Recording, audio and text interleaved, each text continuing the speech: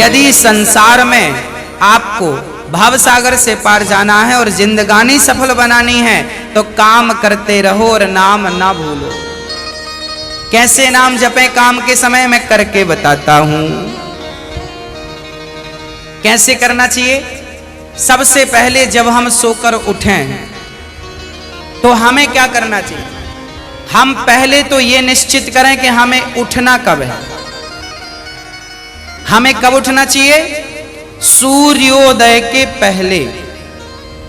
सूर्य उदय के पहले जो लोग उठ जाते हैं, जिस घर के लोग उठते हैं, कहते हैं सूर्य उदय के पहले आपके घर में झाड़ू लग जाए, आपका मेन गेट खुल जाए, खिड़कियां खुल जाएं और सूर्य का पहला प्रकाश यदि आपके घर पे आया तब तो आपके घर में सुख शांति और समृद्धि की कभी कमी हो नहीं सकती।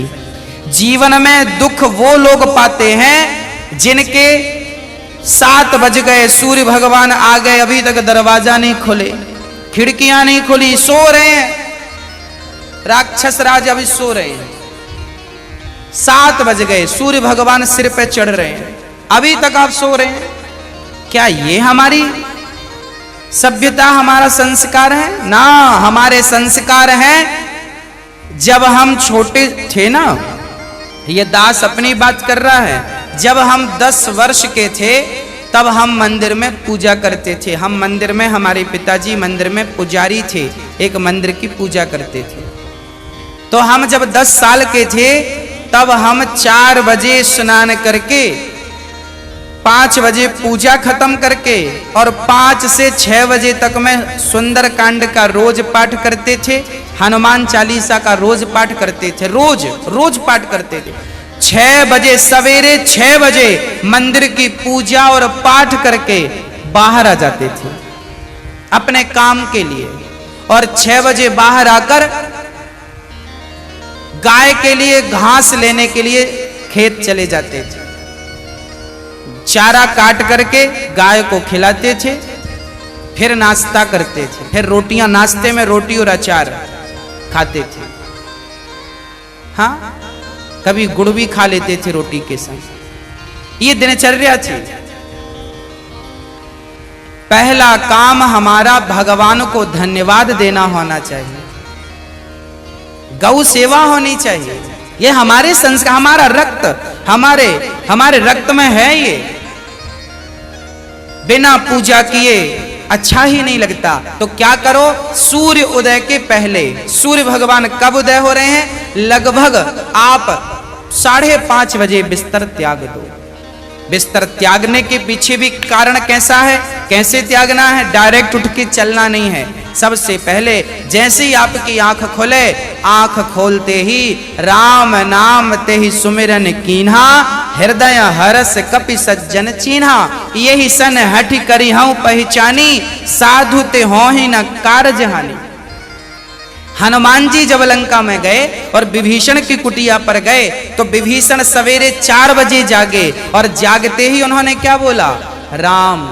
अर्थात आप जब जागें तो जागते ही राधे कृष्ण, सीताराम, श्रीमन नारायण, भगवान का नाम हरे कृष्ण कृष्ण कृष्ण हरे जपें। भगवान का नाम लेते हुए बिस्तर से उठें, उठकर बैठ जाएं। बिस्तर पर सीधे पड़े थे, उठ के बैठ गए। बैठकर क्या करना है? भगवान का नाम, हे प्रभु आज का दिन आपने दिया उसका धन्यवाद। फिर दोनों हाथ का ऐसे मंथन करना चाहिए और जब हाथ गर्म हो जाए तो फिर हमें हथेली को ऐसे खोलना चाहिए। खोलने के बाद हमें एक मंत्र पढ़ना चाहिए। मंत्र याद ना हो तो आप ऐसा करो, कराग्रे वसते लक्ष्मी, कर मध्य सरस्वती, कर मूले तु गोविंदा, प्रभाते कर दर्शनम।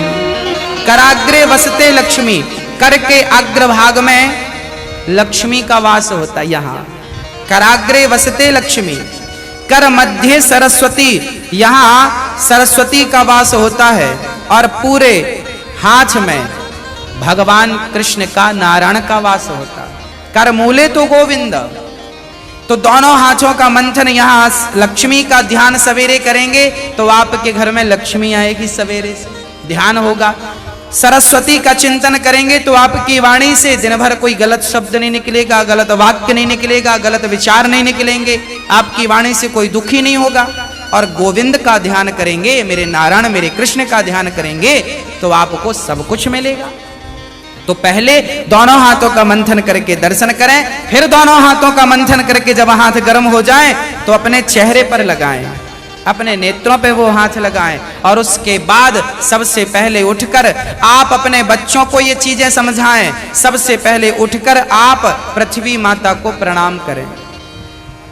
पृथ्वी माता को, हे पृथ्वी माता, आपका धन्यवाद, आपने हमें एक अवसर दिया है। आपके ऊपर हम कितना पाप करते हैं, हाँ, मलमूत्र जैसी गंदगी त्यागने के लिए हम मजबूर हैं। माँ हमें क्षमा करना। पृथ्वी माँ को प्रणाम करना चाहिए। उसके बाद आप अपना पांव बिस्तर के नीचे रखें, हाँ, उसके बाद बिस्तर के नीचे पांव रखें। और सबसे पहले सवेरे बढ़िया सा पानी पेट भर के पीना चाहिए। मैं थोड़ा स्वास्थ्य की बात भी आपके लिए कर दूं।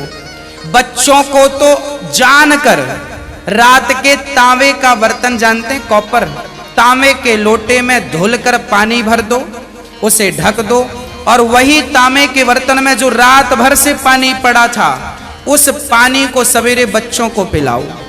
वो तांबे के पात्र का जब पानी बच्चे पिएंगे तो वो बच्चों की बुद्धि प्रखर होगी, बच्चे प्रखर बुद्धि वाले होंगे। यदि आपके घर में चांदी का सिक्का है तो आप लोटे पर चांदी का सिक्का भी डाल सकते हैं, नहीं है तो कोई बात नहीं।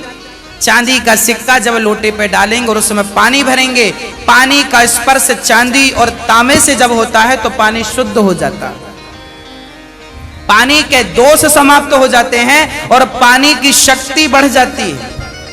अरे फिल्टर करने वाली मशीनें जो आपने घर में लगवा रखी हैं, आरओ, ये क्या करते हैं? ये पानी वेग से जाता है, टकराता है, टकराने से पानी की शक्ति घटती और बढ़ती है। सबसे ज्यादा शक्तिशाली पानी कौन सा? झरने का पानी। गंगा का पानी शक्तिशाली क्यों है? क्योंकि वो हजारों किलोमीटर की यात्रा करता है, पानी पत्थर से टकराता है, उसकी शक्ति बढ़ जाती है। तो चांदी और कॉपर की जब पानी स्पर्श करता है तो उसकी शक्ति बढ़ जाती है। वो पानी आप अपने बच्चों को पिलाएं, आप पिएं। 1 लीटर पानी सुबह बच्चों को पिलाएं उठकर, और बच्चों को जब पानी पिलाएंगे पेट में पानी जाएगा तो पेट की सारी गंदगी साफ होगी। आप अपनी क्रियाओं से निवृत्त हों और उसके बाद आप स्वच्छ कपड़े पहने और सबसे पहले हिंदू परंपरा के अनुसार 1 लोटे में जल भरें, तांबे के लोटे में, और सबसे पहले बच्चों के हाथ से 1 लोटा जल सूर्य भगवान को चढ़वाएं। जिसकी बुद्धि बिल्कुल शून्य है, जिन बच्चों की बुद्धि कम है या शून्य है, ऐसे बच्चे यदि जल चढ़ाएं तो उनकी बुद्धि प्रखर हो जाती है सूर्य नारायण की कृपा से। आप सभी बच्चों को, हम सब हिंदुओं को, चाहे वो स्त्री हो या पुरुष हो, बालक हो या बालिका हो, सबको सूर्य भगवान को जल चढ़ाना चाहिए। कैसे चढ़ाएं? ओम सूर्याय नमः, आदित्याय नमः, भौमाय नमः, खगाय नमः, भास्कराय नमः। सूर्य भगवान के 12 नाम आप ले लीजिए और जल चढ़ाइए, सूर्य भगवान को प्रणाम कीजिए। खड़े खड़े 7 बार घूम जाइए, प्रदक्षिणा कीजिए। सूर्य भगवान की 7 परिक्रमा होती हैं, 7 प्रदक्षिणा कीजिए सूर्य भगवान की। और उसके बाद यदि आप पति पत्नी में कोई खटापटी चल रही है, झगड़ा चल रहा है, तो आप भी जल चढ़ाएं सूर्य भगवान को, पर उसमें आप थोड़ा सा गुड़ डाल लें, गुड़, मीठा पानी। जब मीठा जल चढ़ाएंगे सूर्य भगवान को तो आपके रिश्तों में मिठास बनी रहेगी। और मैं आपको बता दूं कि आप अपने बच्चों को जो जल चढ़वाएं वो सादा जल ना चढ़वाएं, उसमें थोड़ी कुमकुम डाल लो, रोली लाल कर लो पानी को, लाल पानी सूर्य भगवान को चढ़ाओ। रंगीन पानी सूर्य भगवान को, या चंदन घिस के डाल लो, एक केसर का पत्ता डाल लो, ऐसा रंगीन पानी जब सूर्य भगवान को चढ़ाएंगे तो आपके जीवन में भी नाना प्रकार के भक्ति के रंग, प्रेम के रंग, ज्ञान के रंग चढ़ेंगे। हाँ, तो सूर्य भगवान को प्रणाम करो। उसके बाद आप अपने घर से जो आपके मंदिर हैं घर पे, ठाकुर जी को बढ़िया पूजन करो। एक थाली साफ करो, थाली में बढ़िया सा एक स्टार बनाओ, चंदन का स्टार बनाओ, चंदन से स्टार बनाओ। उस स्टार, चंदन से स्टार बनाकर बीच में ओम ओम ओम लिखना चाहिए। और फिर जो खंड बचेंगे ना, स्टार बनाएंगे तो बीच में ओम लिखेंगे। आजू बाजू जो खंड बचेंगे उनमें आपको लिखना है, या तो आप लिखें श्री राधा कृष्णाभ्याम नमः, या तो आप लिखें श्रीमन नारायण, है ना। आपके जो भी इष्ट हैं उनका नाम लिखें। श्री राधा एक खंड में लिखें श्री, फिर एक में रा, फिर धा, फिर राधा हो गया, फिर श्री कृष्णाभ्याम नमः ऐसा लिखें। श्री सीतारामाभ्याम नमः भी लिख सकते हैं। ऐसा लिख के फिर लड्डू गोपाल जी को उस पर बिठाओ। ठाकुर जी आपके घर पे होंगे ना लड्डू गोपाल जी। आपने जब वो स्टार पर ये सब बना लिया तो वो यंत्र बन जाता है। उस यंत्र को जल डालकर पहले प्रणाम कीजिए। जल डाल के प्रणाम करके फिर उसे आप प्रेम से प्रणाम कीजिए, और प्रणाम करके फिर ठाकुर जी को बिठाइए। ऐसे देखिए टीवी पे दिख रहा है, ऐसे आपको बनाना है। ऐसे आपको बना के ओम, फिर उसमें तुलसी का पत्ता चढ़ाइए लिख करके सब में, और फिर उसको प्रणाम कीजिए। जल चढ़ाइए, तुलसी चढ़ाइए, ये एक यंत्र बन गया। और इसे प्रणाम कीजिए। फिर इसके ऊपर ठाकुर जी को बिठाइए, गोविंद को बिठाइए, बिहारी जी को बिठाइए, और बिठाकर फिर उन्हें स्नान कराइए। प्रेम से स्नान कराइए। कैसे स्नान कराएं? ऐसे स्नान कराएं और बोलते रहिए श्रीमन नारायण नारायण नारायण। कुछ नहीं आए तो नारायण नारायण कीर्तन करते श्रीमन नारायण नारायण। ऐसे जल चढ़ाओ। जल चढ़ाने के बाद भगवान को अपनी गोद पर बिठाओ।